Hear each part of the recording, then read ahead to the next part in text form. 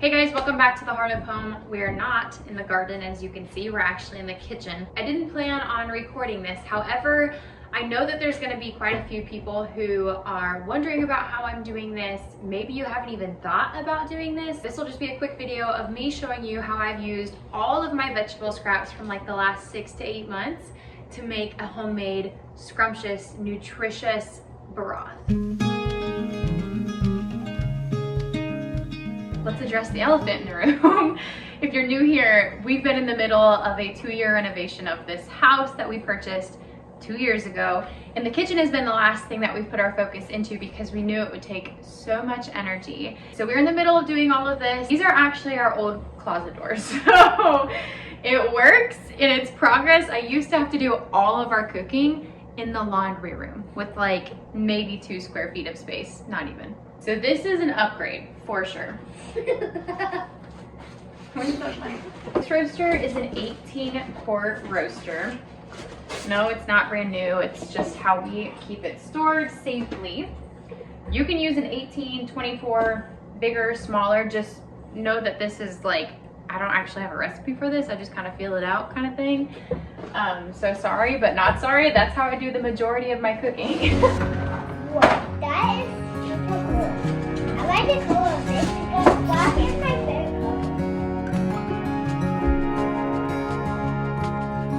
color. So obviously the trick to this recipe is having gallons full of frozen bones, or like we usually get like a rotisserie chicken, and so we'll save all of those bones, or when we get a whole chicken we'll save all those bones and just put them in a freezer Ziploc.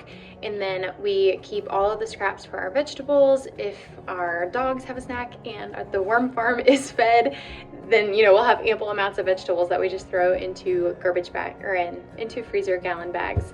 And so I'm gonna go ahead and grab all of those. Actually, we probably won't use all of them because I have a ton, and it's gonna be more than what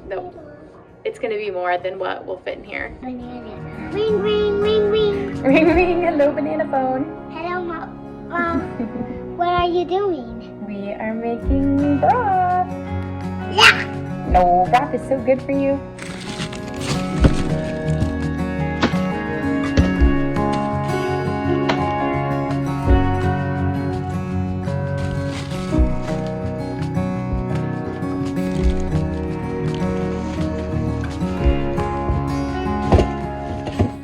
So all I'm gonna do is start pouring these in. I'm gonna put the T-bones in first because those are my priority.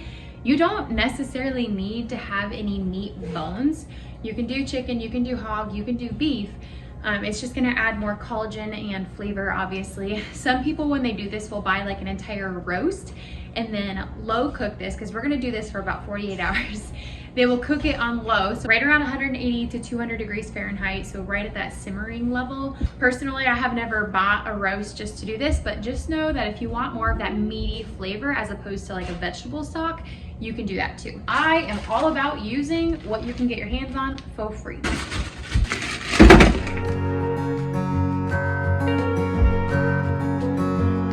now that my meat is in there, I actually have some frozen peppers that, honestly, these are probably a couple of years old.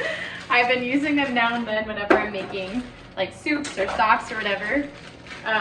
But it's time. It's time for them to find a home. So these are a bunch of different jalapenos and banana peppers that I'm throwing in. And yes, it's all frozen. It doesn't have to be thawed. It just means that it's gonna sit a little longer.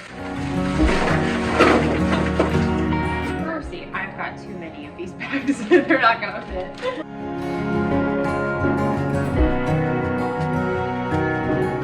So I have a variety of different vegetable scraps that you're going to see in here. I have onion peels, asparagus ends, bell peppers, hot peppers, garlic, Brussels sprouts, carrots. I mean, all sorts of different vegetables, because the majority of this is actually probably onions.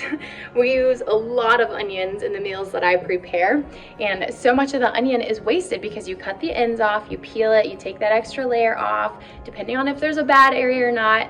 So a lot of this is onions.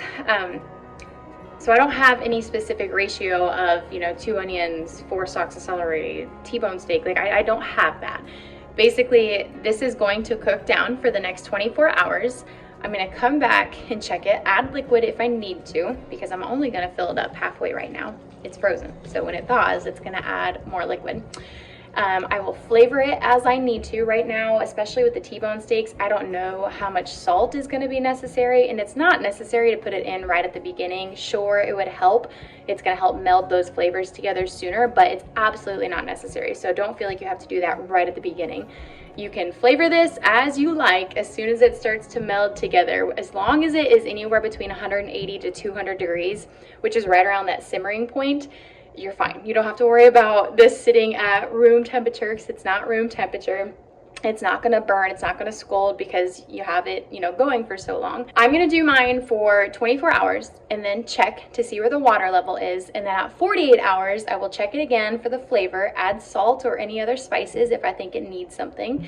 And then once it gets to the point where I think that this is good, everything tastes like it has rendered together really well, then I will can it. In this 18-quart roaster pan, I have 3 bags of vegetable scraps and 4 quart bags of frozen T-bone steaks. Now I just added 16 cups of water, and that's about halfway full. So in 24 hours, we're gonna check right back in and see where the water level is.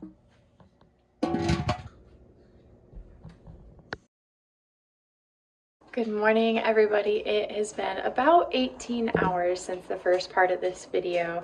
I did just peek at our roaster pan, and it does look like everything is actually thawed out at this point. And so it took a little less than 24 hours for that to thaw out. I am probably going to add what I'm gonna guess is maybe another 12 cups of water.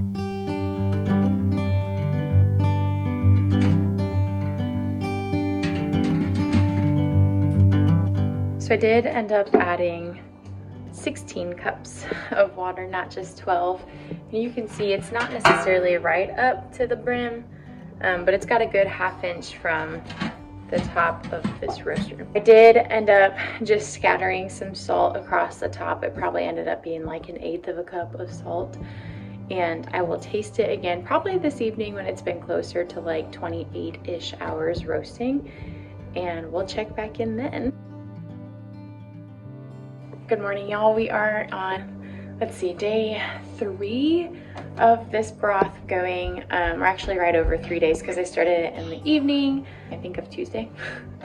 As you can tell, it's really not that big of a deal how long it goes. People let their broth simmer for days, and I just happened to do it for almost 4 days. So it is ready. It tastes wonderful. It's definitely rendered. The flavors are all melded together.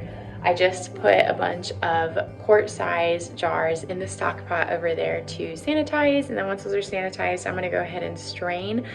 I don't feel like I really have a great method for this right now. All I do is I take an actual strainer over a bowl or like a large measuring cup, and then take a smaller measuring cup and pour it in there. There's definitely better ways, but when you're in the middle of a home renovation and you don't have all your kitchen tools, counter space, or a sink, things get a little difficult.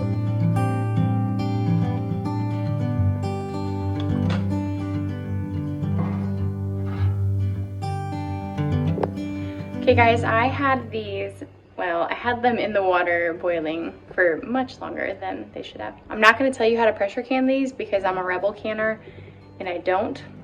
Preserve your food with caution. That's all I'm going to say there, because I don't want, I don't want the Karens coming after me because of XYZ. These 7 jars, these 7 quarts of broth from T-bone steaks and vegetable scraps are done.